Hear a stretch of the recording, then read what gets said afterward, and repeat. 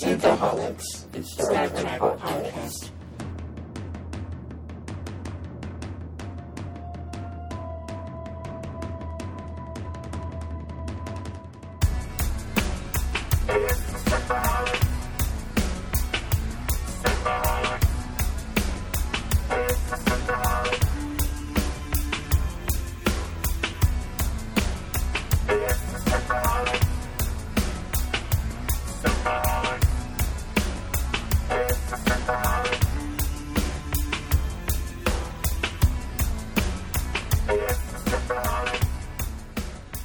Welcome to Synthaholics. We're here at Nickel City Con. 2018, baby. 2018. So this year's a little bit different. Instead of 1,000 little interviews, we'll have a couple. And then we actually had a panel where we recorded where we kind of talked about podcasting with some of our friends. So you can have a tutorial on podcasting if you ever want to get into it. Yeah, so people asked us questions and we answered them. And we just talked about how we got into podcasting. So this is a little bit different of an episode, but this is what we got this week since we've been at a con all weekend, so this is what you're getting. And have you been enjoying yourself, Dave? Yeah, it's been great. The panel with Lori Petty went really well. Yeah, why don't you give them a rundown of how things went for you? So, yeah, with It's like Metropolis. the first day, Friday, I did a panel with Barbara Eden. She was really nice. I Dream of Jeannie, and we had 30, 35 people show up. It wasn't super big, but it was nice, and had a lot of questions from the audience, which was good. Even though it was small, we had a lot of questions. And then Saturday, had one with Frank Cho. Unfortunately, only 9 people showed up to that. Yeah, he's a great artist, a comic book artist. Art. Does some amazing work. Check out Frank Cho. Yeah, he did a Kickstarter a while back, Drawing Beautiful Women. It's still book he sells. It's absolutely gorgeous. Beautiful art that he does, and he was really fun to talk to. Real nice guy, funny guy. Right. And then, like we said, at 4 p.m. yesterday is when we did our podcast panel. Yep. With Chris Chavez of Backishes Book Network. Right. So he's got lots of podcasts. And also Robbie from Nerdynomicon, and of course Aaron and I. Longtime friend Robbie Palmer. Yeah, and then we got questions from the audience and tried to help them out best they could about how to get started with a podcast. So it's a little bit different, a con podcast, but hopefully it'll be fun for you guys to listen to, and we'll be back to more regular stuff.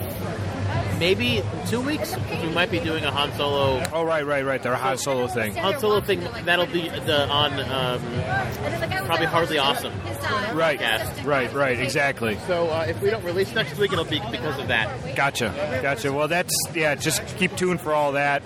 But enjoy Dave's hard work and running around the whole con to get this episode out to you. Yeah, and there'll be some video coming up on our YouTube channel. So youtube.com/Synthaholics, there'll be some cosplay showcase video. So go check that out.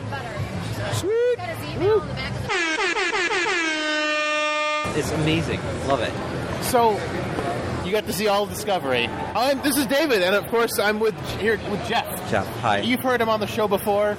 He's been a guest a couple times before on our con episodes usually, but we had you on to talk about Balance of Terror. About. Yeah, yes. Great episode. Yes, fantastic episode. But you've seen all of Discovery, yes. And you're the first person I've run into so far that's actually seen all of Discovery. Oh wow! So what are your thoughts overall on the series? I think it's well written. It's well executed.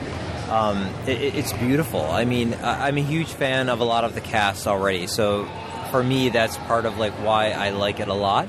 But the writing is really exciting and it's interesting. And I know that there are a lot of fans that are very critical because they've taken some creative liberties. But honestly, they don't bother me at all. I think it's beautiful. It's beautifully done and it's fun. And yeah, check it out if you can. It's awesome. I love the windows on the ship. Everyone's complaining about the windows, but I think it just makes for great cinematography. I love all the times where it zooms in from outside the ship through the window. I mean, I think in 1965 or 66, when they were filming the pilot, they tried to zoom in. Remember the overhead shot from the top. They tried to do that, and really, I think that every time I see those shots, I think to myself, it's true to the real thing, because they tried doing this, and back in the 60s, they did the best that they could with what they had, which was cutting edge then. Yeah. But now we can make this a reality and make it look real, and they do it so well on that show. Discovery looks beautiful. It's perfect. Absolutely.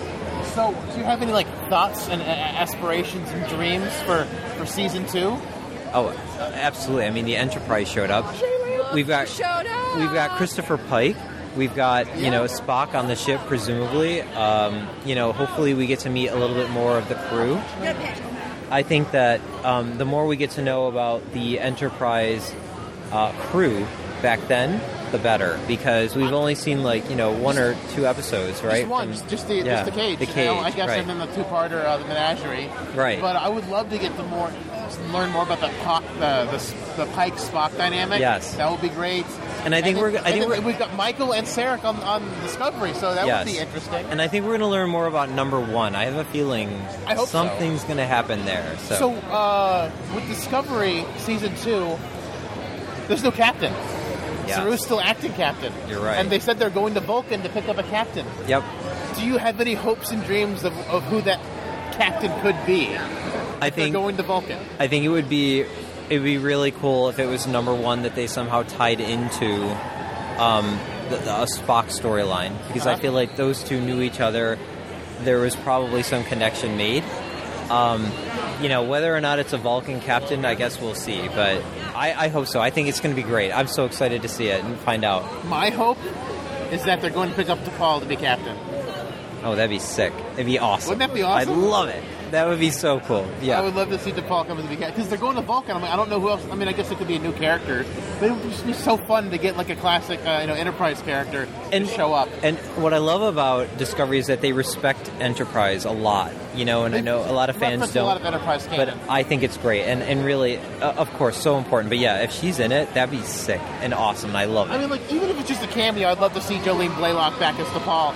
But I think it'd be fun if she got to be the captain of Discovery. Yeah. Jolene Blaylock, who wouldn't want to see her again? She's stunning, but... And she's gorgeous, and she did such a good job playing that role. I kind of feel like she's married to, a really successful record producer, so they may need to work to get her back. But, yeah, but, yes, absolutely agree. T'Pol would be amazing to come back. Certainly alive. Why wouldn't she be? Unless something happened. Spock lived hundreds of years, so why not T'Pol, right? Yeah, agree. So yeah, Discovery, though, everyone out there, check it out. It's so worth the watch. Love it. It's really good. Of fun. Did you watch it week to week, or did you binge it? No, I waited. There were those moments where it was it's not actually clicking. Why isn't it loading? But yeah, I watched every single one of them. The performance problems, hey man, true Trek fan, I stuck it out. It was fun. Yeah, there's a couple nights where it didn't play right. It would skip and everything. I feel like it's a better to binge show, because it's just you get so frustrated for what's coming next. Yeah, no, it was every week. It was great. It was awesome. Loved it. Awesome. Yeah. Awesome. Well, thanks so much for talking to me. Oh my God, my pleasure. Always good seeing you. Thanks. Enjoy the con. You too.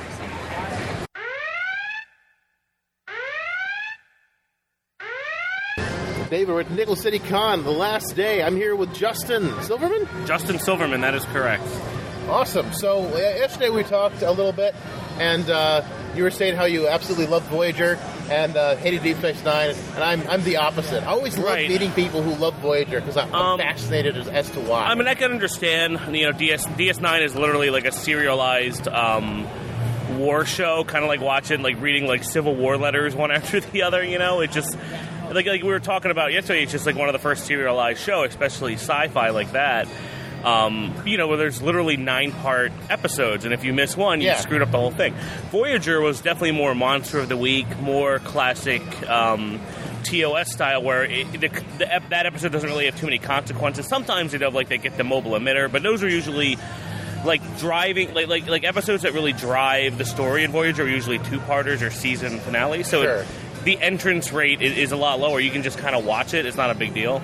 Sure. That's a lot easier watch from episode to episode. But in a show where the concept is you're thrown halfway across the galaxy, there should be more consequences, and there should be more week-to-week things every single week. Because the ship should start breaking down by the time they get back home. There's no space docks. Right. There's no Federation resupply depots. Right, well, they always say, like, they run into people who are have better technology, or they have really good mechanics and all that, and they just keep it going, you know, it's kind of like Drive, you know. It definitely doesn't have the, like, not realism, but, like, the grit of DS9. Yeah. Mind you, the first Star Trek series I started watching religiously was Voyager, and I was like a teenager at the time. Everyone's first. Everyone likes their first, You always love your first. Although, I mean, I technically grew up on TOS because my dad had the tapes. Yeah. And I remember looking forward to Next Gen coming on, but I didn't watch DS9 all the way through till later in life, and I fell in love with it because I love the serialized storytelling. I really want to watch it now. Like I've watched so many YouTube clips of just DS9, and I'm trying to put together this thing with the Cinemassacre guys, the Star Trek in 100, where if you had to watch only 100 episodes of everything Trek, like let's say someone has Star Trek has a really awful like gate of entry. Like you can't just watch something in DS9 because you don't know who the Romulans are, you don't know what's going on with the Klingons. Like this is the comprehensive. You start at TOS and you end probably at the end of Voyager because we don't want to put Enterprise in it. No Enterprise? No Enterprise. There's no Enterprise. No Discovery? No Discovery. It's pure prime timeline, no BS, like just the classic stuff. So, you have like 6 episodes of TOS, you throw in only the best movies that make sense, that sort of a thing.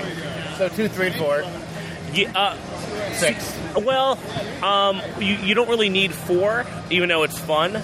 You need 4? It's like 2, 3, and 4 is a trilogy. Well, it's kind the of. official Star Trek trilogy. Yeah, it's like watching the first. It's like watching Star Wars and Empire, but these are the concepts we need to talk about, and why I probably recruit you guys to help me out with this, because I would be more than happy. We are to help you out stumped with DS9 right now, because Voyager, you just pick the ones that matter and you fill in some good episodes here and there. TNG, you kind of know what the best 40 are. Yeah, exactly. Best of both worlds. But the goal isn't to just make here's the top 100 Star Trek episodes. It's to tell the story of all Star Trek, because sometimes you got to have some bad ones in there. For example, unfortunately in Voyager, for the episode Scorpion, the work where they get rid of Kess and they put on 7 and 9, yes. You have to have that awful fucking episode with, can we curse? I can curse. Yeah. With Chakotay, where he gets Borg implants in his brain in that one episode. Like he goes to a planet of Borg. I thought that was later. No, it was in early season 3 or season 3. Yeah. Oh, I thought that was like season 5 or late season 2. No. So I'm like, shit. Now I have to have that fucking episode because it has to link, or you won't know when he does the Borg thing at the end that it made sense. So we kind of have to rewatch everything. But Star Trek at 100 is a passion project, and it's not a lot of fun. But just like the movies, where it's like, well, you don't need 1, you don't need 5. The problem with Voyager, there's no real logic to a lot of the stuff that happens, especially with Chakotay. He hated 7 of 9 the entire time, and the only reason they got together was because he dared the producers, like, I haven't had a love interest in a while, hook me up with the hottest babe on the show. Yeah. And they did on a dare, and it made no logical sense. Robert Beltran from Night of the Comet fame. I get it, yeah, but I feel also like... Threshold. What are your thoughts on Threshold? Threshold. I like the concept of Threshold because I like the Warp 10 thing, but so many other Star Trek things have already done the Warp 10 thing to a degree. Well, so and, you got to remember in the last episode of All Good Things, they're cruising at Warp 13. Right. It's no biggie. Yeah, but then they kind of retcon something. They're like, oh, well, that's what they call it. It's actually this. It's like, that's actually Transwarp Stage 3, or, some bullshit like that. Yeah, but it's also the future, so right. Way, way beyond Voyager. Right, oh, that's true. Because All Good Things, they're, Picard's flashing back and forth, yeah. With something like Threshold, yeah, like, or Fairhaven, like, Voyager. So I feel like Fairhaven's kind of a guilty pleasure. Threshold, it works until like the last 15 minutes. And like, are you into horror? Yeah. I really think, like, here, let me pitch this idea to you. Okay. Like, what if Threshold? What if it wasn't Velocity that was making them change? What if those clicky aliens from that one episode of Schisms. Right, Schism. Yeah. What if those guys live in Warp 10 space? Oh, I see. And then they like injected him with something that warped him, and then they couldn't catch it until they did something special to see it in the weird Warp 10 space inside of the shuttle. If they would have played up the horror angle instead of doing some like evolutionary mumbo jumbo science, it was weird. No sense. Yeah. They could have saved the episode because the episode it works. It's good for the first 30 minutes. You know, the story of Voyagers, which is why we're trying to do the Star Trek at 100 thing, is there's so many. Like, I want to rewatch Voyager, but I don't want to watch a lot of certain episodes. I just want to watch the good stuff. But I think when you boil them all down, Voyager does have a lot of good episodes. It does. Year of Hell, like they've done a lot with. They did way more with the Borg than TNG did, in my opinion. But they nerfed the Borg. Borg are inconsequential in Voyager. Yeah, because like one ship like just decimated like 30 Borg cubes, and like it took a whole fleet to stop the one at First Contact. Like that's part of my problem with Voyagers. They neutered the Borg. They weren't scary anymore. That is true. They made them more like, but then you could go back and say weaker than the Klingons in Voyager. Yeah, you could say that the Borg Queen's just like fucking with them. I guess I don't know. I never really liked the Borg Queen concept ever. I liked when the Borg were just like this fucking like biotech force that's like all the same and it's a problem. They got babies in a drawer. Right. It doesn't really work when you have queens. And then they had to say because of First Contact and all that stuff, now there's multiple queens, and it's like, oh, great. Well, it's kind of like, like when one dies, the other one rises up or whatever. Or it's kind of like the Cylon thing. When one dies, the consciousness rises They said, up. like, that race, I forgot what the Borg Queen race is, even though you're like, the goal is you're supposed to think that it's human. There's the Destiny trilogy, which is, I haven't read many Star Trek books, but I highly recommend it because the Destiny trilogy actually goes through the origin of the Borg and the demise of the Borg, and it covers, like, from Enterprise to Next Gen. And Deep Space Nine. It covers, like, pretty much the whole gamut. Yeah. But, then you see things on, like, Memory Alpha and wherever where they're just like, oh, yeah, there's, like, 7 Borg Queens at the same time because they're actually control nexus points. It's like, oh, my God. Please stop. Like, calm down. Memory Alpha? Yeah, I think they say it on the wiki. Huh, because there's a Memory Alpha and Memory Beta. I don't remember that anymore in canon. I wonder where they get that source from. Yeah. Beta is non-canon stuff. It might have been something they say in the Voyager Elite Force video game, the first-person shooter. Oh. They had a lot of weird logs in that as well. I love that game, actually. I actually never played it. Oh, it's so good. And really? that's kind of why I got, aside from getting the Voyager, but it was like Season 7 that game comes out. And what's funny, the plot of that game is the same plot as an episode that came out later, The Void. Oh, yeah. So it's kind of like, wait, you stole an idea from something you've already done in a video game? That's weird. I don't know. Voyager has a lot of problems, especially the ending with Endgame. I wish they could do that better. But I love the character, like the Doctor is one of my favorite Star Trek characters. I love the Doctor. The Doctor in 7. And the Doctor in 7, and Naomi Wildman. Those are my 3 favorite characters. Oh, Wildman? Yeah. Because, as a kid, she's not annoying. She's actually a really well-written kid, and she's cute. Well, the problem, then they stick her with Neelix the whole time, so you have that problem. I mean, that's and they go to the Tree of Life. But she also likes hanging out with 7. Yeah, that's true. So they also had like the creepy clown episode. They had a lot. Voyager had a lot of problems, but like at least they were doing something fun with it. Every episode of DS9 was like, who's gonna murder who? It's really like it's kind of frightening. I've been getting dark into and it. Depressing. I've been getting into it, but I don't feel like watching it from the start. Because I love O'Brien, I love Worf. O'Brien's great. Deep Space. I will give you Deep Space seasons 1 and 2 are some of the hardest to watch. Somewhere I've got like a way to purge a lot of the first 2 seasons. I kind of feel like the first 2 seasons of every Star Trek series, aside from TOS, which is the opposite, are really good. They kind of have a problem finding the ground. Where, we're talking about something like the Orville, they started out hard out the gate really well because they're just ripping off TNG and TOS and all that stuff. They're ripping off like the TNG crew down to the part where we've got the African-American pilot who becomes an engineer. I'm like... Right. You're not even trying to hide the fact that you're copying Next Gen. I appreciate that Seth MacFarlane's a big Star Trek fan, and he was like, I want to make a new show, but they're like, yeah, okay, well, you can't unless it's a comedy because you're the funny Family Guy. So he's like, okay, it's a Star Trek comedy, but then it's like not when you actually watch it. It's just Star Trek. Yeah. Because Star Trek has the same humor. It's whatever. So, sure. But the thing is, I'd rather have that than Discovery because I thought Discovery, when they were hinting at it originally, was going to be a, I don't know, like every season is a different era on the ship. That's what they originally like anthology. They pitched it as an anthology, but then CBS was like, no, that's too risky. It'd be cool if it started like during the timeline of Star Trek VI, the movie, and went past Nemesis and got past Voyager and all that. Would be great. I'd love to see. And what's cool is some of the characters could like you could have a Vulcan on it that's been on it the whole time because he's like 300 years old. Exactly. That would have been cool. There's lots of cool ways they could have done it. I was really disappointed with the direction they took. It's Discovery. It's Star Trek. They pitched it as a Klingon war, and then it was really all about the mirror universe. It's sci-fi Game of Thrones, if that makes sense. Which I don't mind. I just wish they didn't do the mirror universe in season 1. I wish they could have just focused on the Klingon war and had that. But they go to the mirror universe and they skip 9 months in the future. They skip all the Klingon war and they wrap it up in the most unsatisfying way possible. I actually never liked the mirror universe stuff from TOS. As much as I appreciate Spock with facial hair, I don't know. It just didn't really stick with me. And now that they're doing it again, I'm like, Well, I would recommend skipping the DS9 mirror.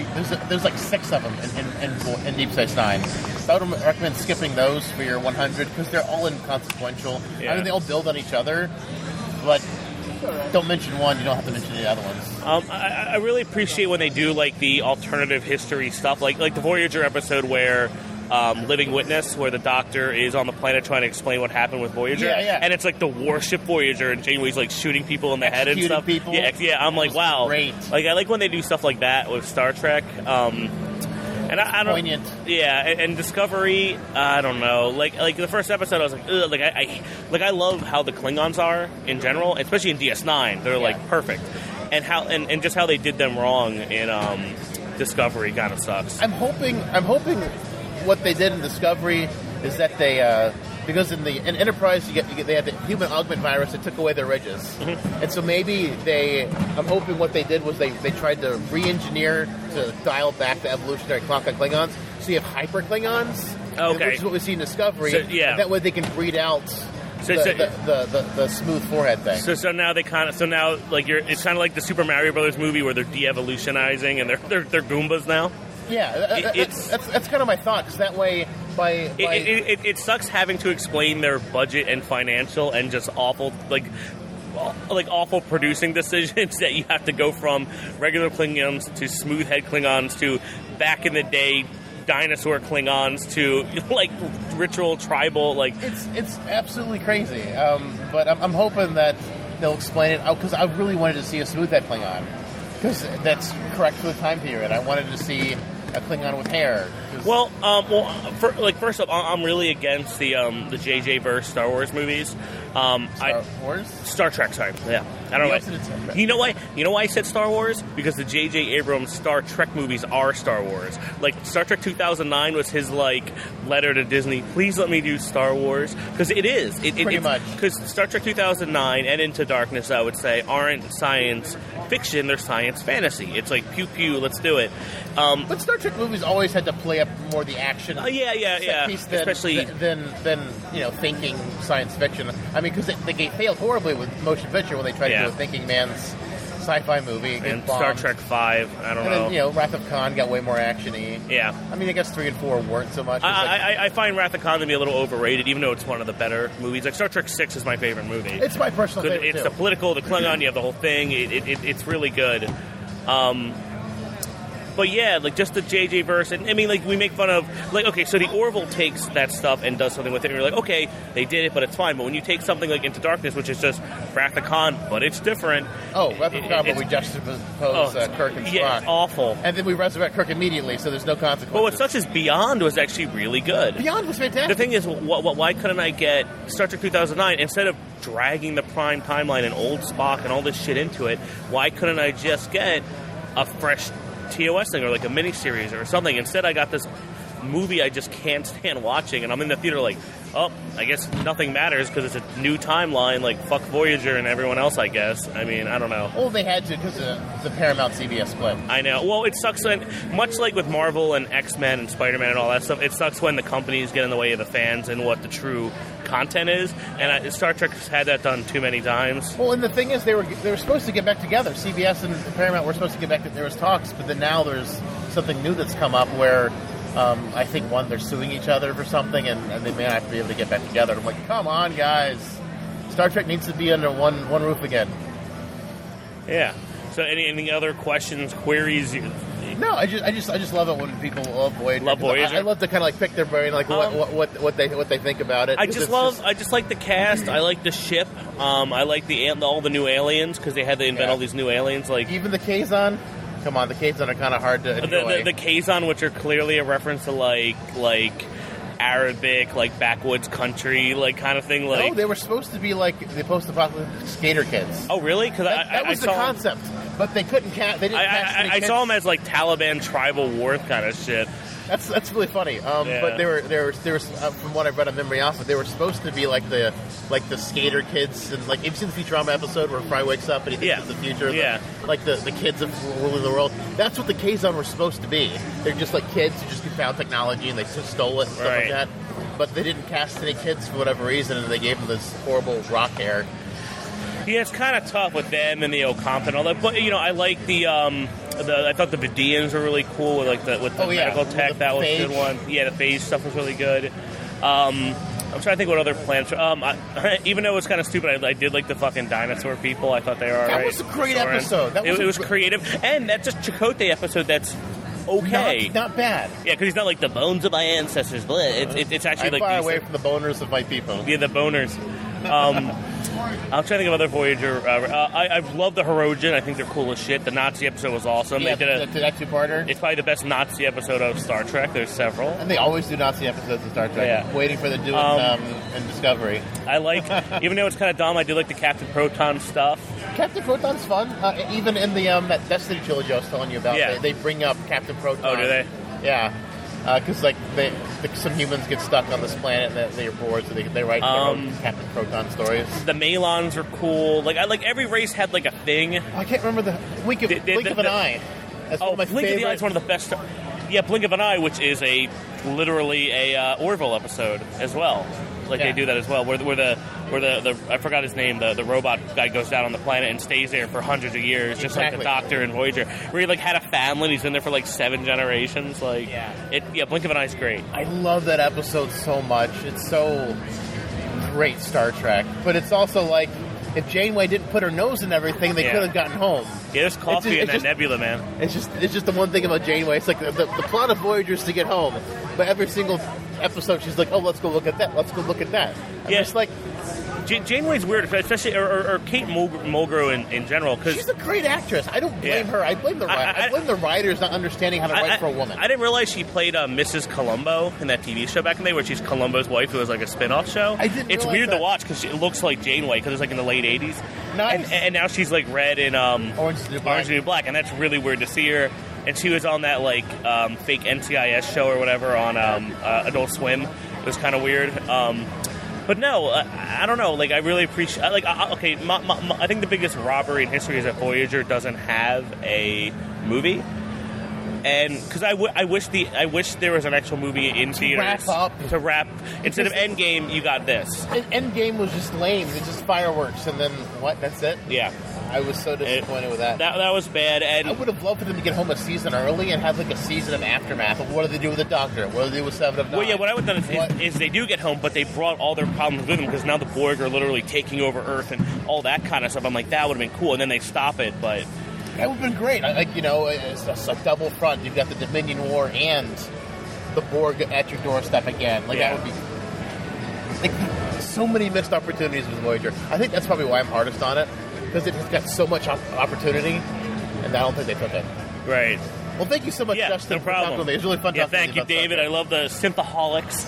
It's a clever name. I get it. Ha ha ha. Yes. But yeah. The original name was supposed to be the Drunken Ensign. I'm like, yeah. We could simplify that. Yeah. Although no one knows how to spell Synthaholics, so we might have made it more complicated. Yeah. Never going to get interrupted by this. All right, man. Good one. Have a good one. Good talking to you. Thank you. Bye. All day long.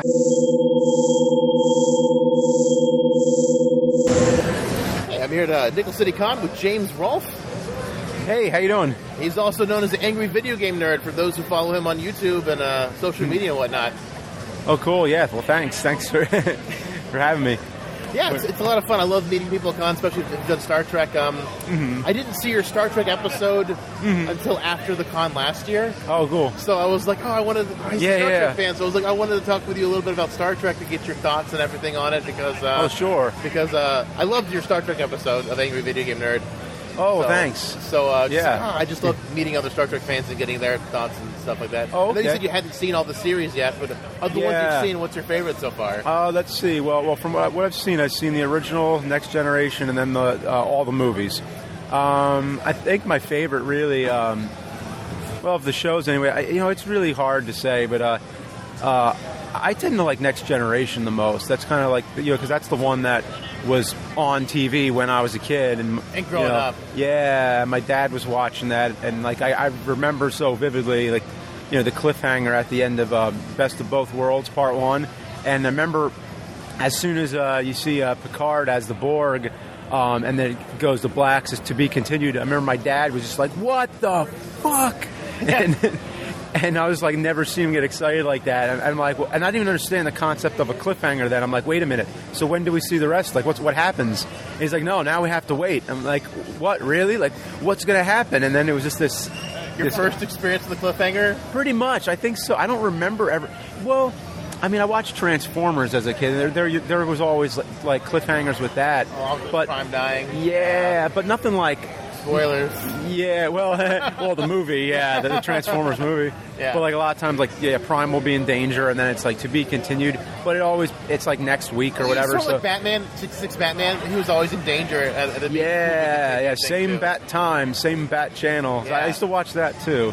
But with that, the Best of Both Worlds, I think it was just because there was a longer gap before between seasons. Yeah, and to do it at the end of the season, that was the first time I saw like an end of season cliffhanger, I guess. Oh, as it was coming on. As it was coming on, where you had to do the wait. Yeah, where you had to do the wait. Exactly. Yeah. Fathom Events a couple of years ago when they were doing the Blu-ray releases, they released Best of Both Worlds in the movie theater as a 2-hour movie. That's cool. Did you get to see that? No. That sounds awesome, though. It was awesome, except that it takes the balls out of the cliffhanger. Okay, it makes totally sense. Kills it because like you got the musical score. Yeah. It's swelling and like dot dot dot dot fire, black screen, and you're waiting. But the music transitions changed. Oh, it goes fire. Oh, so they made it seamless. Seamless. So that music is gone. Oh, it goes fire, and then nothing happens. Oh, that sucks. Yeah, I can see that. Like, as cool as it was watching it in the movie theater as one giant movie, the tension of that scene just melted away, not having to wait for the next episode to play. Wow. Because you don't have that music crescendo. Wow. It's really funny. Like, if you can find that as a one piece, like, watch it and then just be like... Just to see, Or just fast forward to that point. Wow. I thought it would have been fun if they would have edited together the beginning of Deep Space Nine, because Deep Space Nine actually opens up on the Battle of Wolf 359, which happens right before Riker fires on Picard. Okay. And there's a battle there. So I thought they would have edited that in just to give it a little more continuity between all the things that were happening. That's interesting. Okay. They didn't, but that was just a Star Trek nerd. Yeah, no, that's a really good point. Boy. That's a shame that they did not. Yeah, it's really a shame that somebody didn't look that over closer and be like, we should really, do something to make this this still feel right. Not to take the balls out of that cliffhanger. Yeah. It's just funny that I was like, Because it's a dud. Because you're scared Picard's going to die, and then at the beginning of the episode, it didn't work. Oh, thank goodness, Picard's going to be okay. But just watching it together, it's just like, I've seen a lot of the movies in the theaters with my dad. It used to be like a tradition, like every time a new Star Trek movie came out, that was like the only time we ever like went to the theater. What was the first one, do you remember? With him in the theater, it was actually Generations. And then we saw First Contact and Insurrection. And I think that was the last one. It was just those three. Okay. Yeah, I remember, like, this is like on the cusp of my remembrance, but I remember seeing Star Trek 4 in the theater with my dad. Mm-hmm. Like, just barely. Mm-hmm. And then he took me to see all the other ones. Oh, wow. Growing up, because he was a Star Trek fan. Yeah, most of the other ones were rentals, like we from the videos. Good stuff. Yeah. What was your favorite movie? You know what? I think for that reason, Generations, probably. And I don't know. It seems one that's most people don't tend to speak very highly of. But I've always liked Generations. I like the. I mean, I understand people's gripes with it, but I really like the scenes with Kirk and Picard, and I don't know. I really just like the passing of the torch. It's cool. Yeah, they did a good job, and I love Malcolm McDowell as a bad guy. Oh yeah. I just wish it was a better film for Malcolm McDowell to be in. Yeah. But it's definitely got its fun moments, and I would have to say First Contact's probably my favorite. I love the Borg, and it's a pretty competent movie. Oh yeah. First Contact is pretty consistent. I think. How did I feel about that one? I mean, I really loved that when I saw it. I was trying to think about. I had like some feeling. It kind of felt like a little more of like an action movie, where like a lot of them.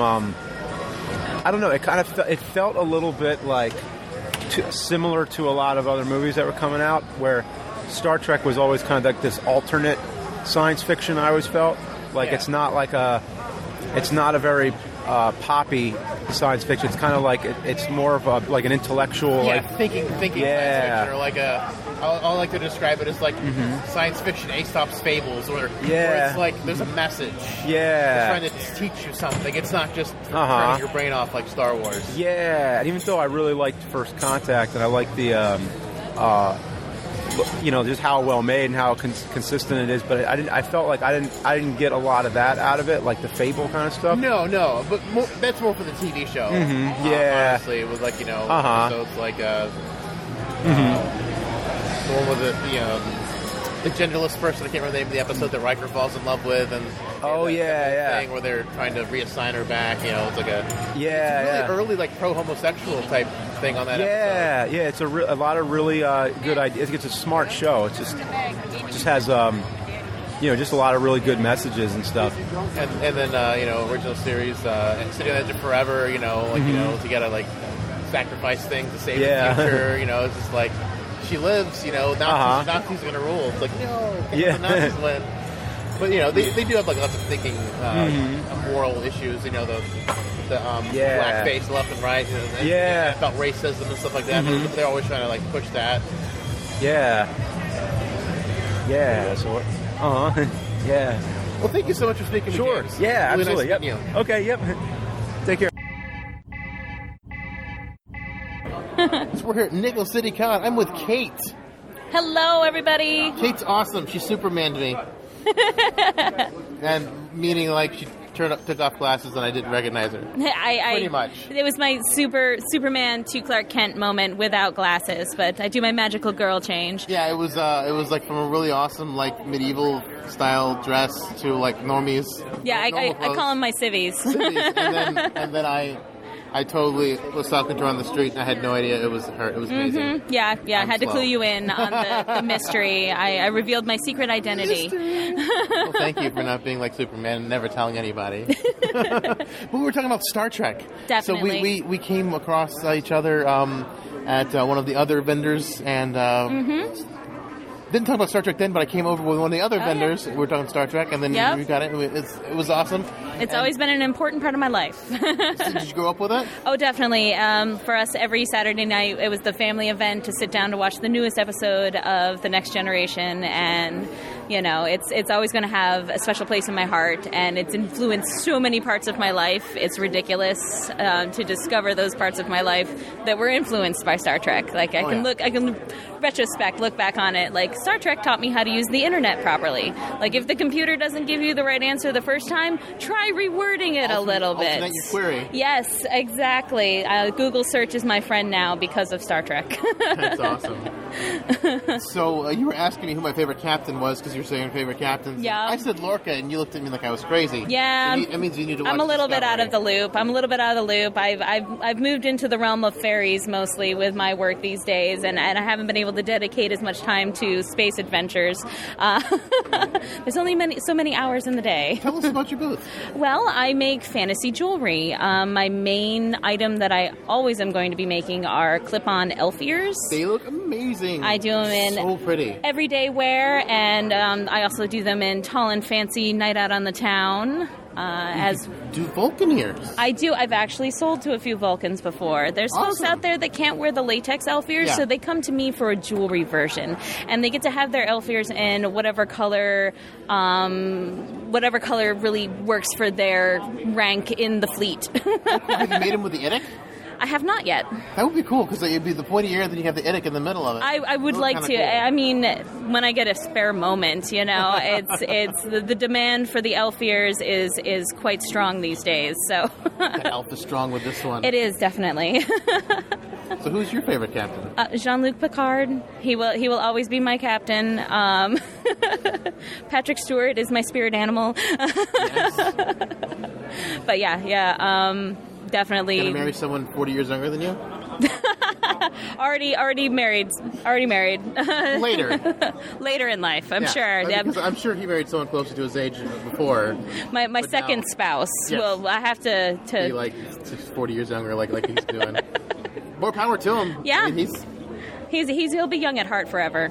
Oh. I don't think he ages, actually. No, he looks pretty much the same. Yeah, exactly the same. He looks great.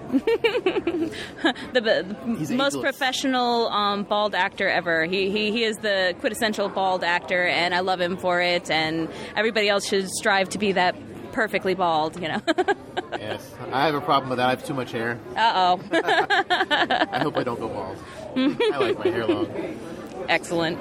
So would next gen be your favorite series since he's your favorite captain, or do you like another series even though all the way it's Next Generation? I'm one of those. I mean, I've watched quite a bit of other series. Unfortunately, not all of them, as you've already pointed out.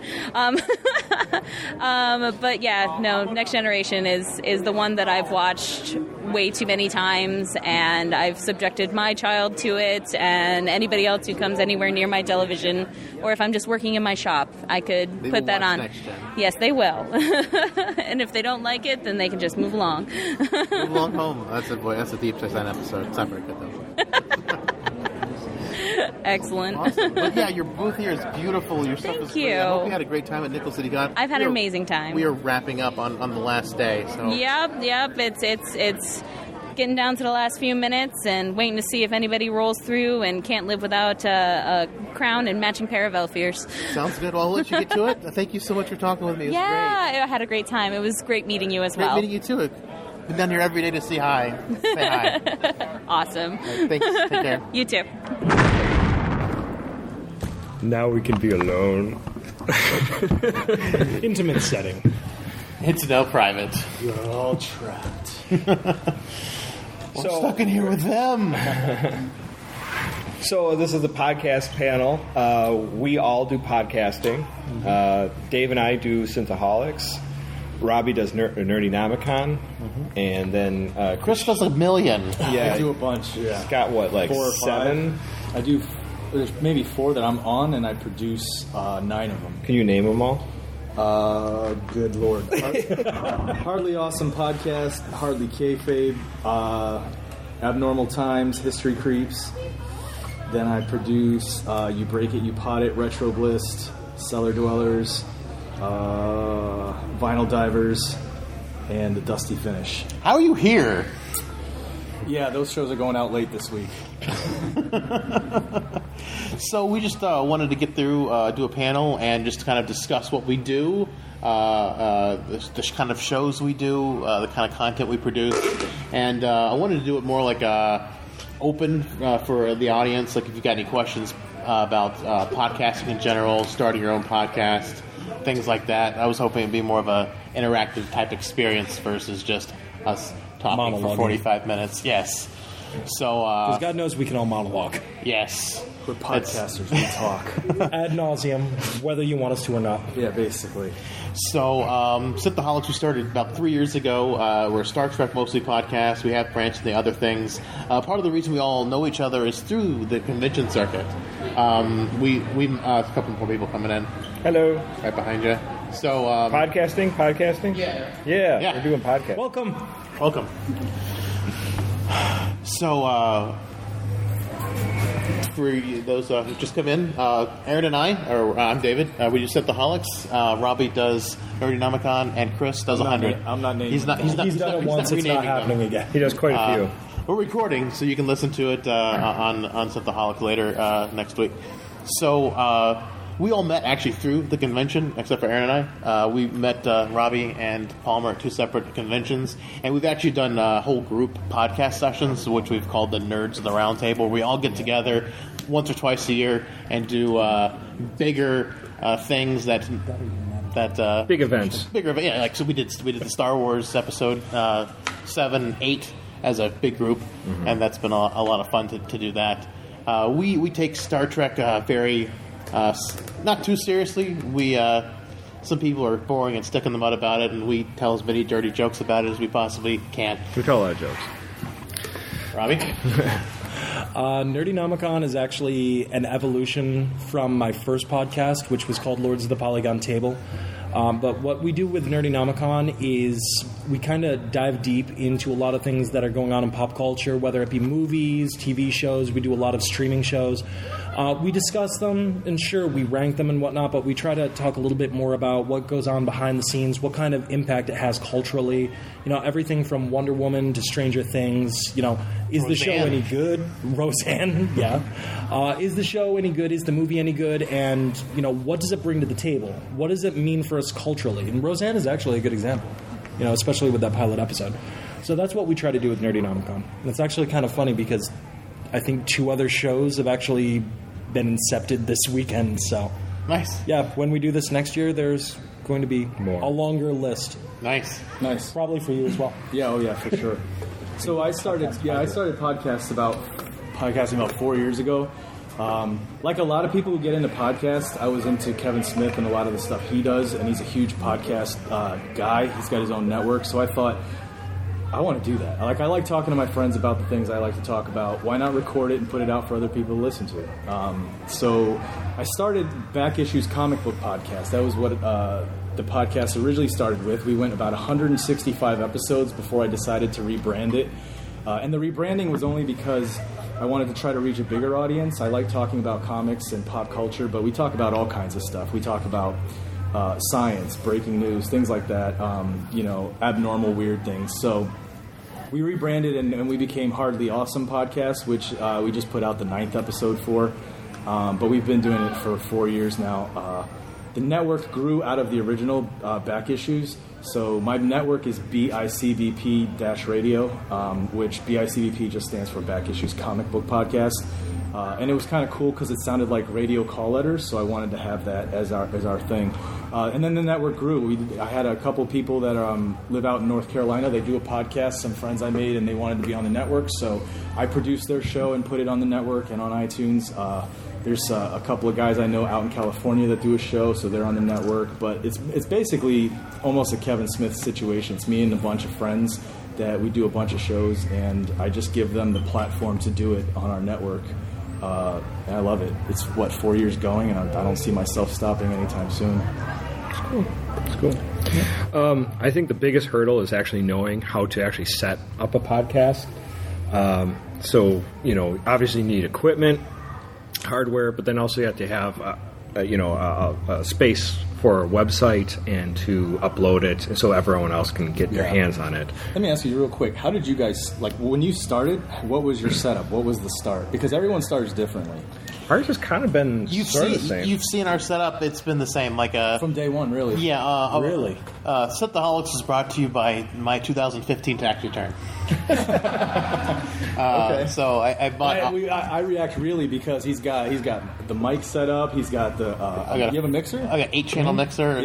Four mics and a couple other things, a couple other inputs. I started off with a crappy mic. I got a better mic about 3 months in after I realized mine sounded like shit next to his because he has a nice mic. Yeah, when me and my buddy Anthony started Back Issues, I was working at NCCC in Niagara County in the writing center, and he was a student. And he knew that we were friendly and we wanted to do a podcast. So one day we decided, let's just do it. We'll talk about comics. I brought my laptop in to the little study room in the NCCC writing center. It was a laptop, a USB mic that was balanced on a book we pulled off the shelf because we didn't even have a mic stand. And it literally went like that for about 2-3 months before we started really looking into getting, really good equipment. Real equipment. What about you? on the way back from PAX, probably about 4 years ago. That was when I decided, all right, I've talked about it enough. I definitely want to start up a podcast. And it was originally myself and 2 other guys. And it was a Yeti Blue microphone on omnidirectional and 3 of us sitting knee to knee to knee, like some sort of weird Wiccan prayer circle. We just set it up that way, and we're just sitting there. I'm like, I can touch your knees. This isn't comfortable. And it sounded terrible. Starting a cult. It felt like it. It felt like the cult of the Polygon table, because it was Lords of the Polygon table back then. It was awkward, and it was... We really started moving forward right when it started to get warm, so it was... We're like trapped in a closet, sitting really close. I'm like, this is not great. We need to expand. Well, the funny thing is, we expanded pretty quickly. Well, the funny thing is, Aaron and I did start recording at work. I mean, it was the same equipment, but we did start. We worked late, and so we would be second shift. So by the time we got out, it was like 11, 12. So we would just take a conference room, and we just go in the conference roome. And our bosses didn't care, so we would just go and do that. Unfortunately, the cleaning people would come through with every once in a while, cleaners, and it'd be like, it's like, dude, can you just clear off for like an extra half hour? There's other things you can clean. But they had the music playing from the boombox. Did you guys get a soundtrack out of the deal? That would have been cool. But I feel like, when you're starting out, that's the thing you look at first is like, how do you start out? What kind of equipment should I use? And really, it's what can you afford? Because if you ask me, it's you start with what you can afford, start doing what you love, and then you start saving up for what you need. Absolutely. You start doing research, you start finding out which mics are good, which recording programs are best, what software to use to help, with your levels and cleaning audio. But my suggestion is always just start. Just start doing it. Use your phone if you want. Start if you really want to do it. Just start. The rest you can put together after the fact. You can start with a phone. You can start with just a microphone, your computer. There's software that'll record you. You can start as 3 sweaty guys in a prayer circle. But here's the thing: what you said, the sound was not ideal, but the experience that I got out of it was invaluable. And those first few episodes, they're embarrassing for me to go back and listen to, but damn if I didn't learn so much. Yeah. I would never trade that time, ever. Do you guys ever go back and listen to your first episodes? No. I have. I don't want to. Yeah, you cringe, right? I don't want to. I remember when we did our back issues, the comic book one, we had like an NPR intro where we were like speaking very softly. Welcome to Back Issues Comic Book. And it was like the most ridiculous thing. And now, like, we're just friends hanging out doing it. But it's every single time you do it, you just gain more and more experience with it. Figure out where you're comfortable. I'm proud of our first 2 because Leonard Nimoy just passed away right before we decided to start our first 2.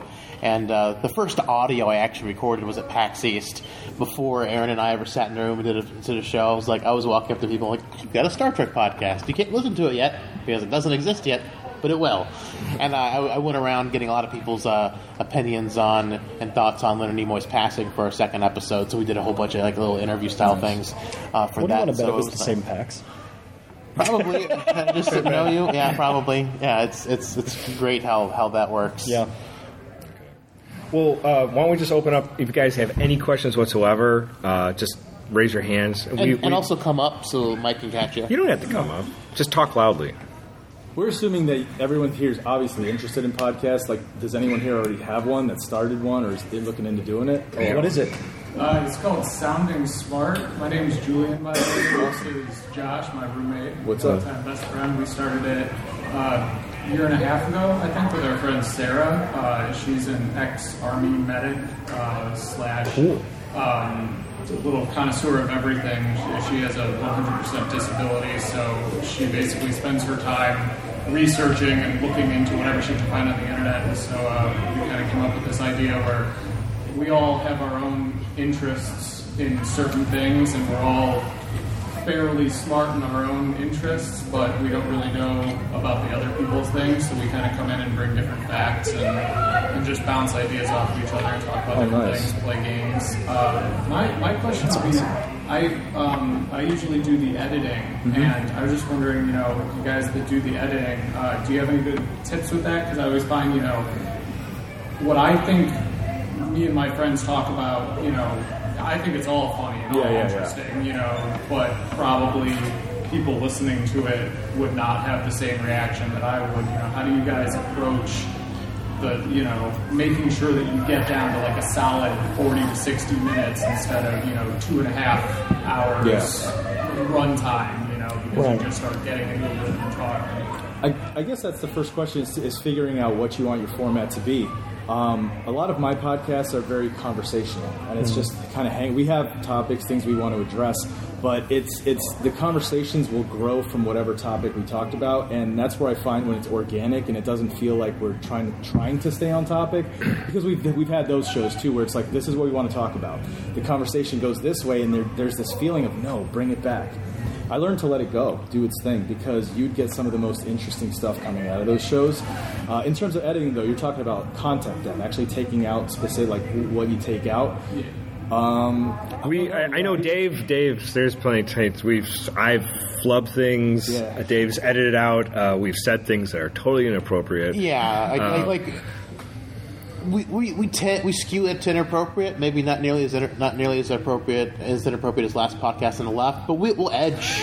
Yeah. We'll edge close to them in terms of how bad we can get. But sometimes when we've crossed the line into their territory, we will strategically remove that section. And sometimes put it at the end of the episode as an outtake. It's all according to what it is, because sometimes we'll say something and I'll contact Dave the day after, because I'll think of conversations. So could you take that part out? Because won't play well. Because if anybody hears it, they could be pissed off or turned off or something. Yeah. But as far as editing, the process goes, do you use Levelator? Levelator? No. Use Levelator. It is your best friend. It's free. It will hug you when you're tired and sleepy. It will shave hours of time off your edit. As far as getting those peaks and valleys, getting your levels. I mean, you can always. I mean, I still normalize it after I do the editing process. But Levelator, even before you start editing for content or for length or anything, Levelator will be your best friend because it used to take me 8 to 10 hours to edit, because half of that time I would be adjusting peaks and valleys, because Aaron and I have very different speaking, and I thought when we got the same mic it would make things better, but instead of me being quiet, he being loud, I got loud, he got quiet. So Levelator saved me so much time and editing, and now it's just I'm back up to 6-7 hours on edits, because I'm trying to get better at removing sounds and ums and stuff like that. So and I feel like for a show like yours where you're presenting specific content, that's necessary, obviously. Mm-hmm. And if that's what you're looking for, to cut specific content out to just make it more concise and put out a specific package. But there's podcasts where the sound, what do you call that? The ticking of your tongue? Ticks, it stays in, because it's just a natural conversation. It's literally like sitting in a room and listening to people talk about whatever they're talking There's certain ways that you can cut it, other places where you can't. I feel the same way, because my show is kind of like the right between you guys as far as content. I soften those ticks, but I leave a lot of them in. As far as content, because that was originally what your question was editing for content, my suggestion would be keep a notebook with you when you edit. Just write yourself notes and listen and re-listen to the podcast. Once you have it in your regular form, before you really start making those cuts, try to find some of the jokes that you like the best, that you're like, oh man, that was great. And then maybe scale back the ones that you don't like. That way you subconsciously find yourself upping your own game to ultimately get to the point where you don't even have to do that anymore. And ask yourself the question, is the focus of your show supposed to be staying on topic, or is going off on your tangents part of the charm for your show? And keep in mind, your audience will eventually find you. You have to market. You have to play that social media game. You've got to be out at conventions talking with people. You've got to throw that business card their way.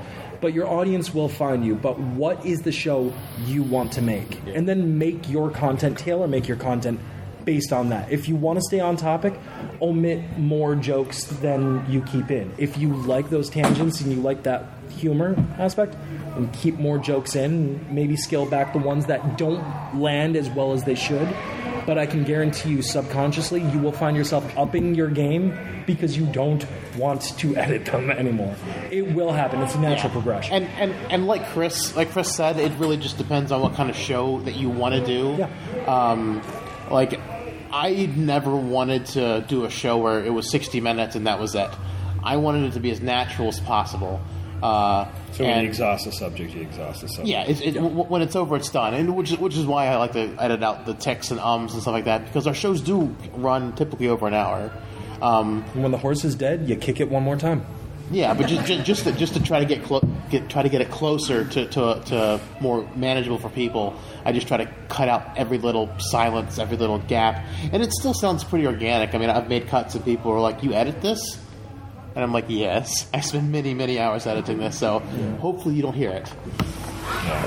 And I feel like when it comes time for listenership, also, like they said, they'll find you. You know, like you might want to worry about it in terms of I want to make sure it attracts, but do what you guys do it naturally, and let it be what it is, and then just put it out there, promote it, do all the hard work in terms of getting it out there. But the people who are interested in it will come, and they'll continue to come, and they're not going to care if you put out a 60-minute audio this week or 30 or 2 hours. They're going to listen because they like you guys and they like what you have to say.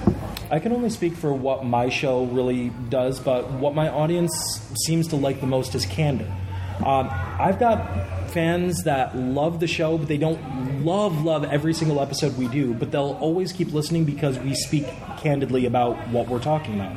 It may not be the episode for them, you know. You might love Godzilla but hate Wonder Woman. Well, next week we're doing Wonder Woman. You know, but they'll still tune in because of the candor. Just be true to what you want to do. That's weird. Everyone loves every episode of my shows. God knows I love every episode of my shows. I mean, I'm a creeper. That's another thing, though. It's the truth. You put yourself out there. Also, be prepared for the negative. The people that are like, "That's God." You know, that's your choice. If only we got that kind of feedback. As you want, but yeah, it's all good. You had a question, sir? Yeah. For somebody who would like to do a podcast just by himself, what would be the good average time length for a podcast for a person, just a one-man podcast? I would say how long do you like to talk to yourself? And the content. I would say what kind of show is it? Yeah. Personally, I would say like 15-20 if you're doing a solo show. Well, that would depend on the show. But you know, have you heard Hardcore History? No. Hardcore History is Dan Carlin. He's by himself, and he'll go on for 6 hours. Without exaggeration. Yeah. Wow. And without exaggeration. And that's just part one. Yeah. Look up for Blueprint for Armageddon, which is he talks about World War I. It's absolutely fascinating. But if you want a great one-off, what was it called? Prophets of Doom. Prophets of Doom. That is probably my favorite one. It's a one-off, but it's like 4 or 5 hours, and it is brilliantly done. Yeah, it's really about what you want to say in terms of your content, what you're trying to put out there. I would say as a tip, because there's people who, when they're doing it by themselves, they're not sure how to speak, and like what's helped me before when I've had to do it by myself is almost picturing myself speaking to, like I'm in a radio station and I'm talking to people are tuning in, so I know there's ears on me, so I feel like I act like I'm talking to the people who are out there. I think it also depends on your frequency. Like if you're going to do like a one a day, then I'd probably say like 15-20 minutes is like tops all you would need if you're doing one a day in your solo. If you're talking to people all the time, because that would be like your average YouTube style video as well. You know, 10 to 15 minutes, nice sweet spot. If you're doing something daily, if you're doing something weekly, it might be longer. Like I said, it also depends on your content as well. And some of us have also started like venturing in the YouTube. On Synthaholics, I put up usually a cocktail video a week. I haven't done it in 2 months for personal reasons, but I'm going to get back on that horse soon, I hope. Yeah, on YouTube I did my Black Panther review, and I think the finished product ended up being somewhere in the vicinity of 12 minutes. When I put it into my editor, I think I spoke for 45, so I cut a heck of a lot out. But as far as doing a podcast by yourself, the number one thing, and it's always going to come back to this, is your content. What do you want to talk about? I have done several episodes of multiple shows that I've been on by myself, and I've ranged anywhere from around 10 minutes to, I think my longest one was an hour 45. And the reason that one was so long is because we had to take a couple of weeks off. My co-host had some personal things, and my wife and I had our kid, and she happened to go into labor during Batman v Superman. So again, my show is big on candor. There were some complications with it and everything like that. So I actually spent it, and in my head, I had this idea of what I wanted to do. I wanted to talk about why we've been gone, and I wanted to make a show for my kid so that he can look back when he's, 15, 16 and be like, wow, that's what Dad thought when I was born. And then I happen to review BVS afterwards. And the way I get through talking by myself to myself ultimately, because essentially I'm just talking into a microphone, is literally I sit in there, I put on sunglasses, and I envision this. I envision a room where I'm talking to people. And I'm also Italian, so I talk with my hands all the time. So I'm literally, what you're seeing me do right now is literally what I do with headphones on in my office when I'm talking by myself. Except you have pants on. Not necessarily true. Sometimes I'm full on Winnie the Pooh. Okay? Let it flow! Just let it happen. Just let the freedom fly. But that would be my suggestion. Figure out what you want to talk about. And, if you've got an idea, how long do you think you can speak to that subject? Do you want to put in the work to speak about it multiple times, set it up in multiple, multi-episodes, and then make it happen from there? And I can also guarantee you, you're going to hate some of what you do by yourself, so you're going to be making those cuts. And don't be discouraged, too, because I'll be honest, I've done, like I said, I have a lot of shows I've done and started, I've helped on. I can't tell you how many of those shows have had 2, 3 episode 1s. Because we did it over, because we didn't like what happened, and you do it the first time, and you're just like, ugh, I don't know. Don't let that discourage you. Just do it again, see what happens. Don't get to a point, though, where you're just like constantly doing it again. There's going to be a point where you just have to say, I'm going to put it out there. Just put it out, let it be, go to the next. I've had shows, after 165 shows of back issues, which technically was actually over 200, because we did like little mini episodes that had nothing to do with back issues. It was like After Darks. Every episode. After Darks. Where I appeared and didn't get You're on an unaired episode. Lost episode.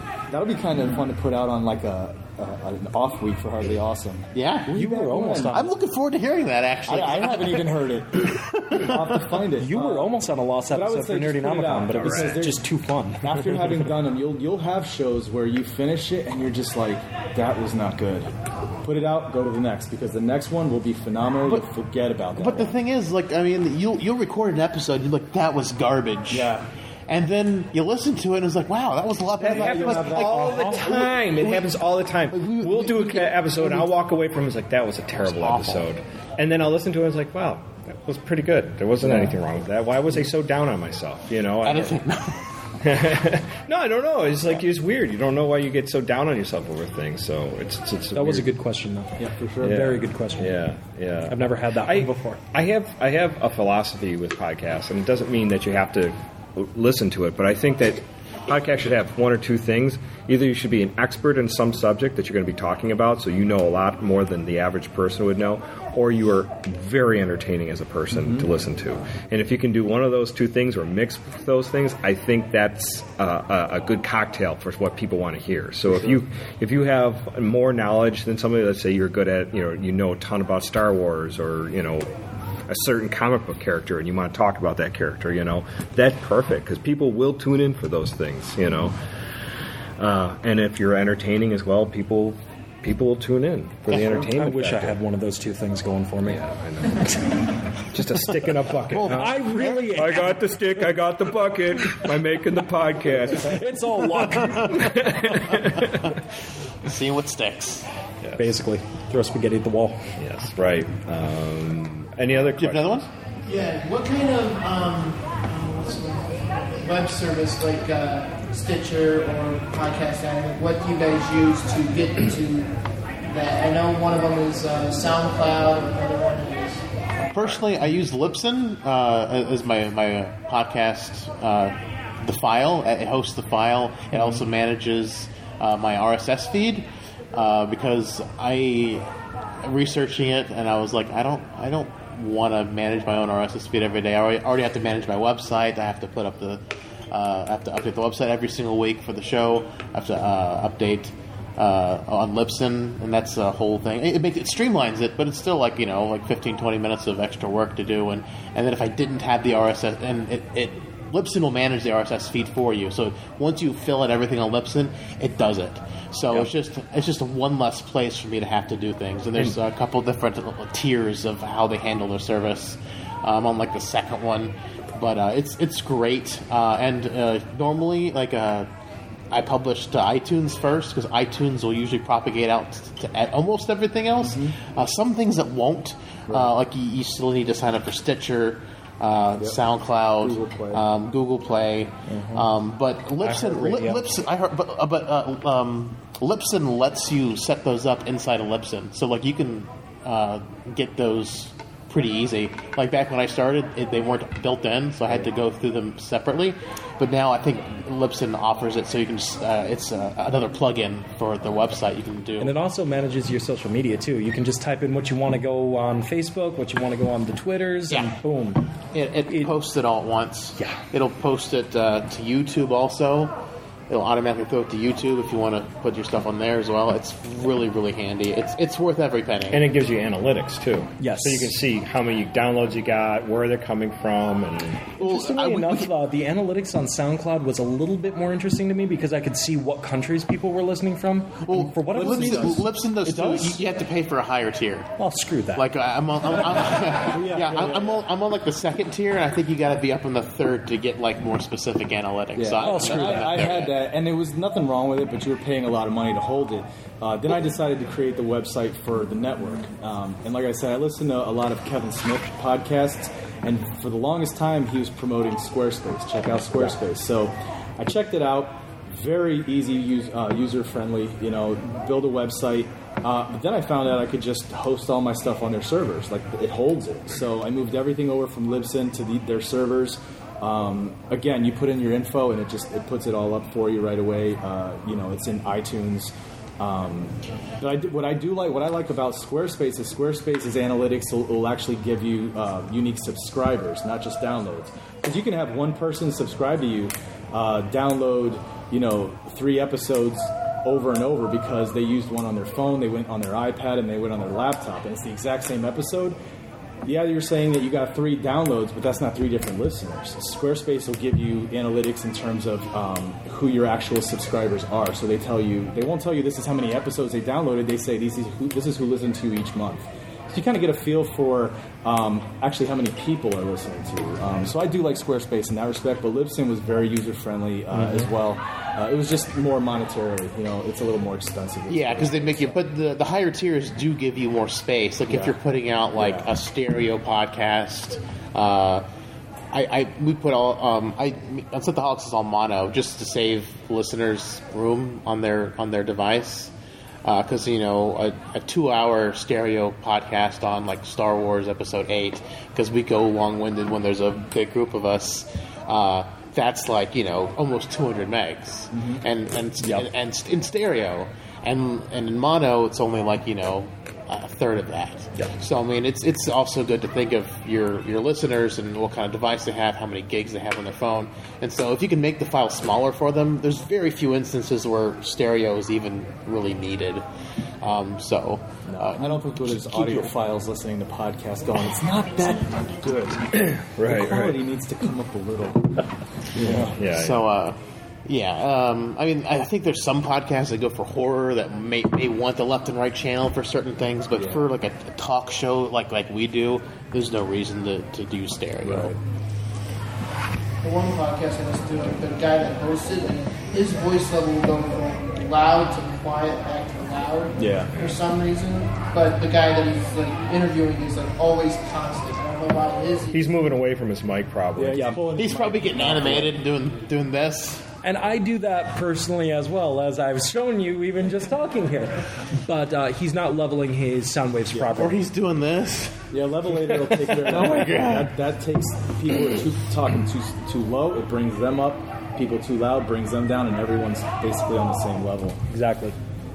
Yeah, Levelator's wonderful. Levelator's the best. It'll save you time. Saves a lot of time. Do you guys use certain software to clean like room noise, the hiss in the room? Compressors. No. We have compressor mics. Oh yeah, I mean we use compression right on the board. Okay. Because again, there's people like if you can't afford it, you don't have those. There's programs that help you clean that stuff. Audacity does. Stuff. Yes. I usually Forge does it. You can Audacity guys right there. Yeah. Oh, I love it so much. Yeah, I usually I have a MacBook, so I usually edit in GarageBand, then I'll throw it through. First I'll throw it through Levelator, then I'll edit it in GarageBand, then I'll throw it through Audacity to normalize it. Yeah. And I've tried to use it for Mifis a couple times, but I mostly don't have to. Yeah, the reason I brought up the cleaning is because if you use Levelator to level your audio, you'll want to do that before you clean the room. Yeah, yes. Well, Levelator's all the of a first sudden thing. Clean the room hiss, you'll do Levelator after, and this is something after you realize not to do it. You'll hear when it's level, those people that were brought up, their hiss got brought up too, and it didn't get taken out. So that's the first step before you do anything is Levelator. Mm-hmm. Yeah, that's one we've never really used.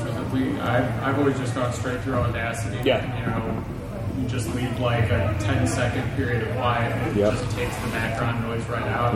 That's usually the first thing I do, but it's good to know that Levelator will actually... Yeah. There's nothing wrong with that. Nothing whatsoever, but Levelator will save you so much time. It's a time saver. That's really what I use it for. When you start finding yourself, when you're listening back going, I wish they sat closer to the mic, throw it in Levelator and you're good. Or just make it a habit, do it first thing every single time, and then keep your 10 seconds in there. Because like I said, if it brings up their hiss, you keep the 10 seconds in there so you can use Audacity to remove it. But just always use Levelator first, and you should be golden. Now, Levelator, you like clean up your level for any type of recording. Like if you're doing like a let's play on something, or any audio you throw into it, it sits there and it tries to put the sound really close together. So like everything will be a consistent volume throughout. Yeah. But I still normalize it just to make sure nothing peaks too hard. So throw it through Levelator first and then normalize it? Oh no, throw it through Levelator, edit it how you want it to be done, and then I normalize it. Yep. Any other questions? Anybody? So you guys have podcasts. Are you the only ones? Anybody else have one? Or looking to start one? Interested in it? Yeah, I'm definitely looking to start one. I've been doing some research into the website you guys made. I can't remember. Libsyn.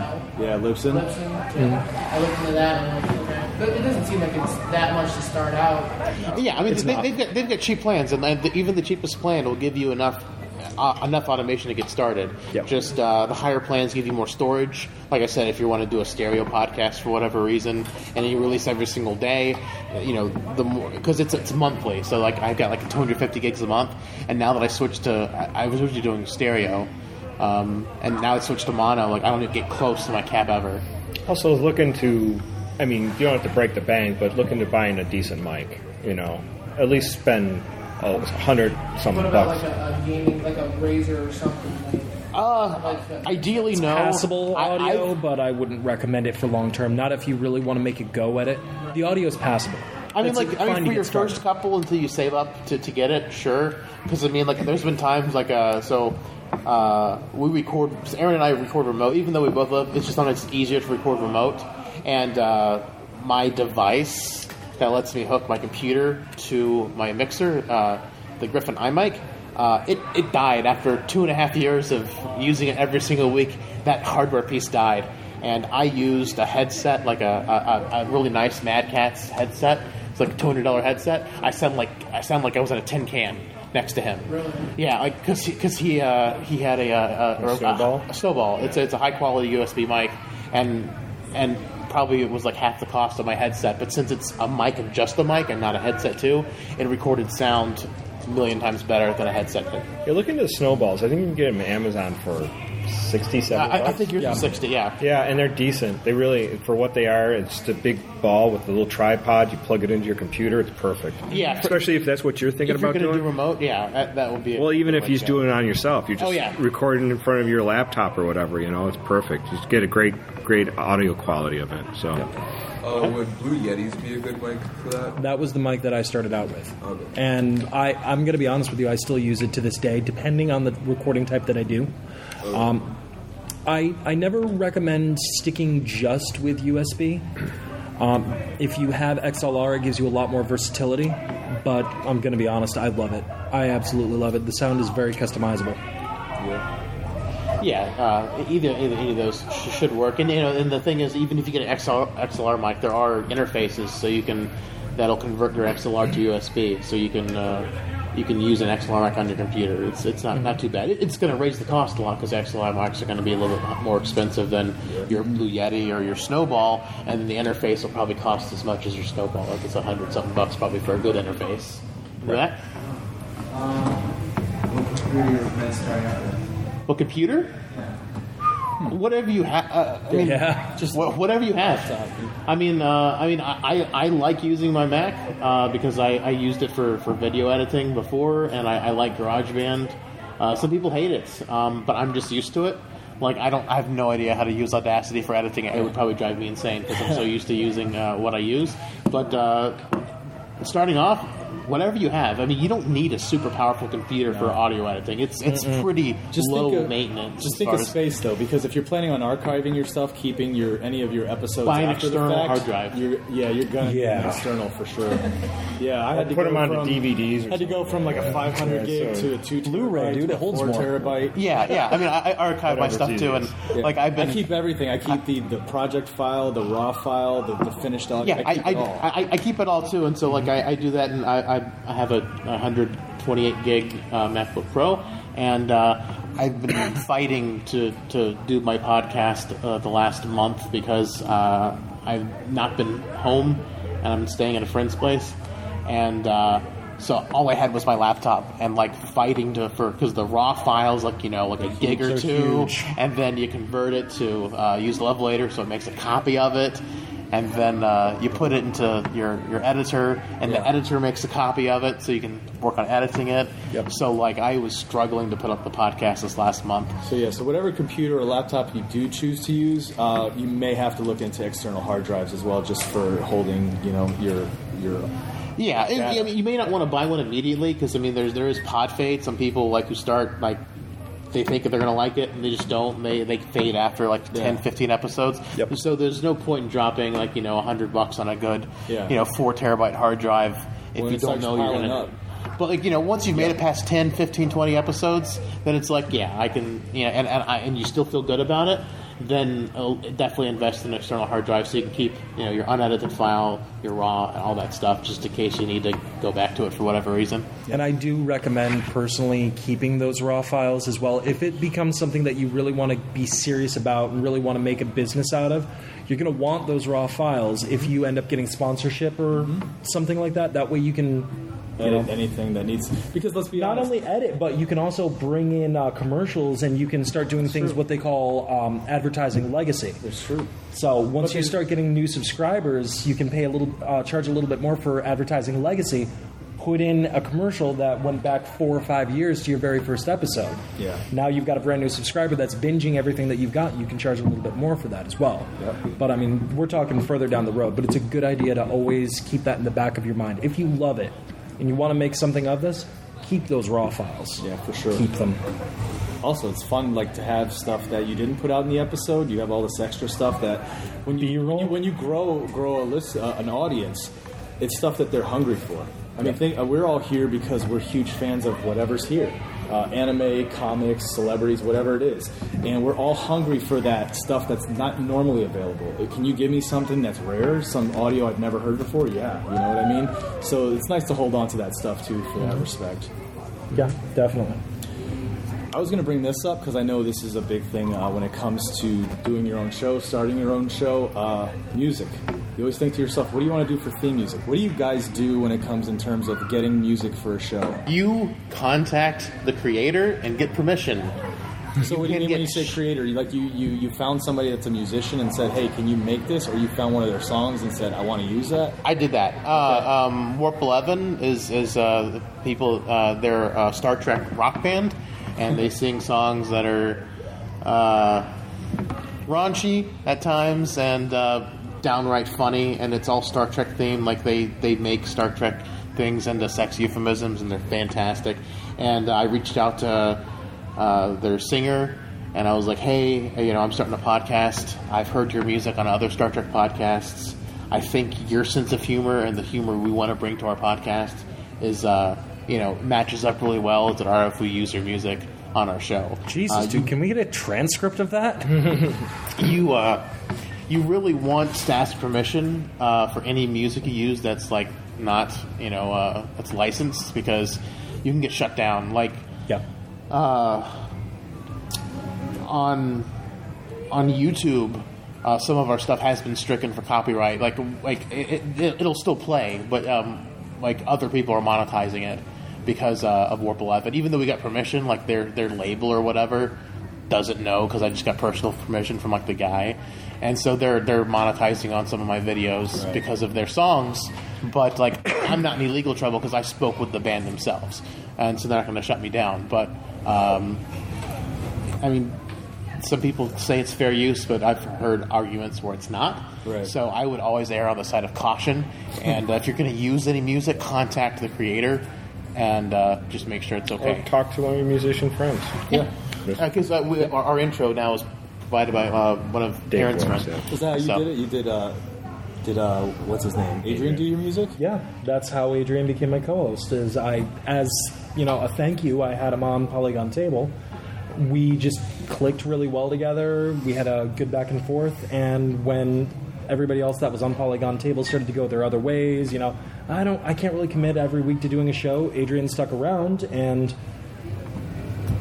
the rest is history. Now he's my official co-host. We've never met in real life, but he's become one of my best friends. But yeah, he's the composer for all the projects I do. Nice. So. For myself, I did, for some of my shows, I did it myself. I composed the music and did it myself. But for some of them, sometimes I don't have the time, and it's like I don't want to sit down and try to figure out the sound or the feel for this new show I'm putting together. I found there's a site on YouTube. It's free music that all kinds of composers put stuff up there. All they want you to do is give them credit in your notes, your show notes. So YouTube is actually, for copyright free and free use music, is actually a good source to find very good source stuff. Yeah, I think it's called Free Audio Library under YouTube. It's great. There's all different kinds of genres of music that you could choose from. You listen to something and you feel like you like it. You don't have to contact them. You use it. Just make sure you put the credit in there, and you're good to go. No worries. No money. That's cool. And there's other website services like that too, or some like monthly pay for this or that. But free is best. Permission is better because I love Warple Evans' music. I'm a big fan of theirs now. So. Nice. The upside about free music or asking permission is lots of times built-in subscribers because they want to know what their music is being associated with. True. And if they really like you, then they'll stick it out with you. Yeah, my music's on. Have them on as a guest. Check it out. As a matter of fact, to this day, one of my subscribers, and I know for a fact he still subscribes because I still correspond with him, is one of the members of Imagine Dragons. Oh, nice. Because I originally asked for the rights to use Geeks Will Inherit the Earth as my theme song for Lords of the Polygon Table. The label flagged me for copyright, and it got taken down from SoundCloud, which is when I switched over. But he still corresponds with me every once in a while and kind of gives me feedback. So, yeah, always ask permission. You never know what kind of people you're going to talk to, meet, develop relationships and friendships with. And you can always ask them to come on your show too, especially if they're in the same genre as you. Since they're a Star Trek band, we've had him on twice, and they've been great conversations. Although it's just kind of funny because he's a musician and he does interviews, and so like the first time we had him on, he was throwing us a lot of canned things I'd heard before, but 45 minutes in, we started talking about D&D, and he opened like right up. So like. If you can find other stuff they're into, that definitely helps open them up and make them more willing to talk. Yeah, some of the funnest times I've ever had is when I've had special guests on the show. Because, damn, you can develop some really cool friendships with people you never thought you would. Yeah. But we're at the 4:45, so I think we're supposed to be wrapping up about this time. Thank you all for showing up. I really appreciate the audience and the feedback and the questions. It's been fantastic getting to hear from you guys and your thoughts and everything. Yeah. If you guys want to talk about it anymore, my network's at table 420, so come by and say hi, and we'll talk more podcast stuff. And for I'm going to be up there as well. And for the record, no, we did not pay extra for that number. It just kind of happened. It was a sign. Aaron's got a table also, Numina Comics. Yeah. If you want to talk to me about Artist Alley. his artwork, go check it out over there. And I'm a free floater.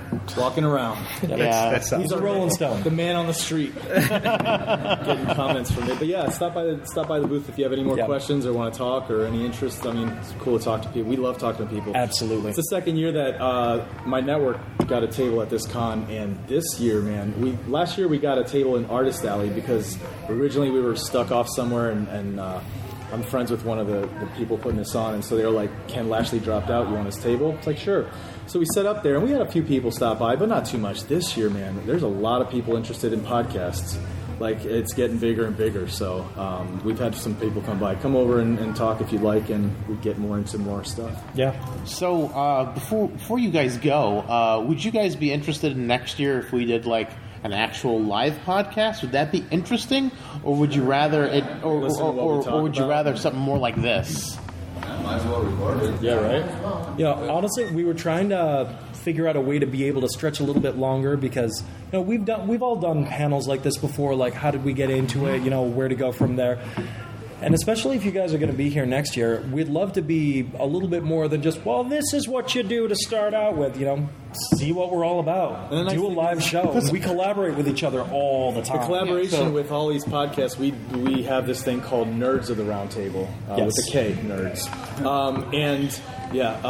Basically it's members of each of these podcasts get together to discuss the stuff we all like to talk about. So, that'd be something we could easily do for the con. We could do one of these for the con, but we just didn't know what the interest would be, so we thought in under 45 minutes, we thought it'd just be best for more like interactive, get questions and stuff. But next year we could do a live show. That'd be a lot of fun. That'd be cool. And our last Nerds Around Table was episode 8. And that is on Synthaholics. So if you want to hear all of us get together and talk about Star Wars and me be very angry, that was The Last Jedi. Yeah, that was a very dangerous episode. It strained our friendship. I loved it. As divisive as it was. It was pretty funny. The gamut on that went from like love to like to me, where I hated it. So it was a lot of fun. A lot of fun running the gamut. And the hopes are we'll get together for Solo. That is the hope. Yes. And behind the scenes, it'll be on every night for over 4 months. We all actually do talk. We're all very close friends. Every night for like 4 months, arguing. He would start out our conversation. So here's what's wrong with episode 8. Here's another meme. Here's another meme. It was like, God. It's wrong. No, Dave will let it go. Thanks for coming out, guys. Definitely. It's nice to see that the interest is coming up more and more. So is your guys' stuff on iTunes? Like, what are you guys on? Just SoundCloud? SoundCloud right now. Okay. Have you jumped off to anything else? No, not yet. We took a hiatus. We actually just moved to Buffalo, and our third co-host is still out in Binghamton. Oh, okay. So we're kind of working out the logistics of being able to kind of get her to do a phone message or record her or whatever. Skype works pretty well. Skype works very well. Yeah, we're going to try and figure out kind of the Skype logistics to do that, and then hopefully we had a web. Let us email us what your podcast is all about. Okay, awesome. Binghamton. I have remembrances of Binghamton. Binghamton. That was a fun city. Awesome. Thanks for coming out, guys. Seriously. Skype. Okay. Yeah. We're going to hopefully get that back up. Yeah, definitely. Anytime I hear about a podcast, I want to don't even think about it anymore. Just start. Just do it. Yeah. When you want to do yours, do it. Just like Nike. Just do it. For me, it feels like there might be too many of them. So it's like the one, because I'm a huge wrestling fan. Dude, it doesn't matter. I was doing a comic book podcast. Do you know how many comic book podcasts there are? You just can't care. You just got to do it because somebody's going to say, I like your version better than that version. We're not even very specific on ours. We're just pop culture and nerd culture as a whole. We've tried to focus it down on what we enjoy talking about. But do you know how many of those there are? Yeah. But we have thousands of people each and every week that tune in specifically for our take. Yeah. How many Star Trek podcasts there are? There are so many Star Trek. We are struggling to get numbers, but we do it because we enjoy it. Yeah, and we like collaborating. We like doing other stuff too. So. And when you find even your first listener that you don't know personally that reaches out to you, I'm telling you right now, I burst into tears. It is such a humbling feeling to have somebody. Into tears? I did. The first time I had a listener that came to me that didn't know me, but realized, oh my God, that's you? All of a sudden, they turned into, she was a fangirl, and she couldn't come near me. And it was like, she started crying. And I was like, this is weird. What's happening? Like, she was literally crying because she was like, oh my God, it's you. It is. Well, I haven't had that. Yeah. Calm down. I haven't gotten fangirled on. A second. But yeah, just do it, man. Just put it out there, and it doesn't matter. You want to talk wrestling, talk wrestling. I have 2 shows on my network that are wrestling. One's an old one, Dusty Finish, where these 2 guys talk about old pay-per-views, and they just riff on it and make fun of some of it because when you look back on it, it just doesn't hold up.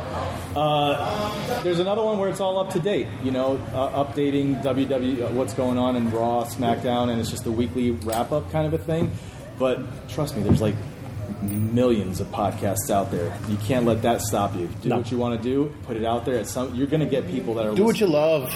Yeah. That's important, because if you don't like it, then why do it? They can tell. Exactly. Right. Listeners can tell if you're not passionate about the thing. I mean, like, me and Aaron might not be the only Star Trek podcast out there, but damn it, we're passionate and we're crazy, and we tell as raunchy jokes as we can feel like we can get away with the Star Trek audience. And I think that's what's actually hurting our numbers. Like Star Trek raunchy jokes. Yeah, because stop having me on as a guest. Star Trek people are just very straight laced. A lot of them, and they're very like, it needs to be this way. And like, maybe they think we're disrespectful of the property, but we love it so much. We geek out about it. So I mean, like, people that have stuck with us, they know we love it. So awesome. Thanks for coming out, guys. Yeah, thanks, guys, so very much. Thank you.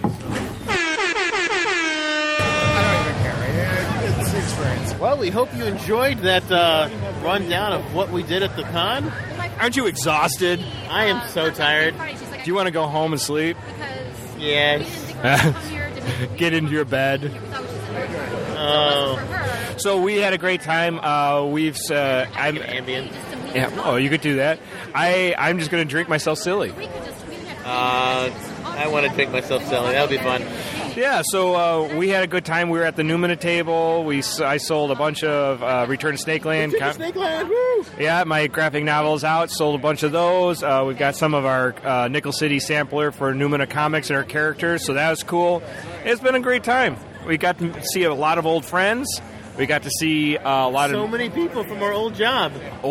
Old work people, and we got to see, I got to meet a lot of new people, too, so that was fun, too. So I love meeting new people. Yeah, so met some new vendors who are real cool.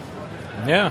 Everybody has been fun. Everyone's been great. And Nickel City Con is a beautiful, successful time we had together. Absolutely. Can't wait for next year's. Me too. Woo! Well, you can find our music from Warp 11, and except for our intros provided by Dave Wilkes. The show you can find at Synthaholics.com or on YouTube at youtube.com/Synthaholics. You can email us at synthaholics@yahoo.com. And join the Facebook group, facebook.com/group/Synthaholics. And you can find us on Twitter. Yeah, at Synthaholic Duo. I'm at David_J_Duncan, and Aaron's at Blackbird 2004. And Holly, which you didn't hear on here, unfortunately. She has been here in spirit. She's been around. Yeah, she missed most of the con, but she was here some today. Yes. I don't know where she is right now, but she is at Lunar Thistle.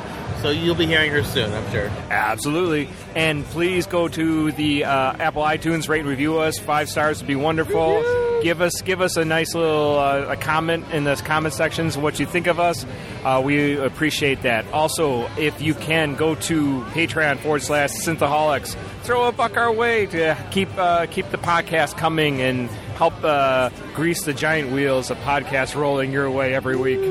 And lastly, the great way to support our podcast is word of mouth. Please tell people about Synthaholics. Let them know if they like Star Trek, sci-fi, any of that stuff. It's a great podcast, and have fun listening to us, and enjoy cons like this one. Yeah, I hope you enjoyed this special Synthaholics Con episode. See you guys next time. Bye. Woo!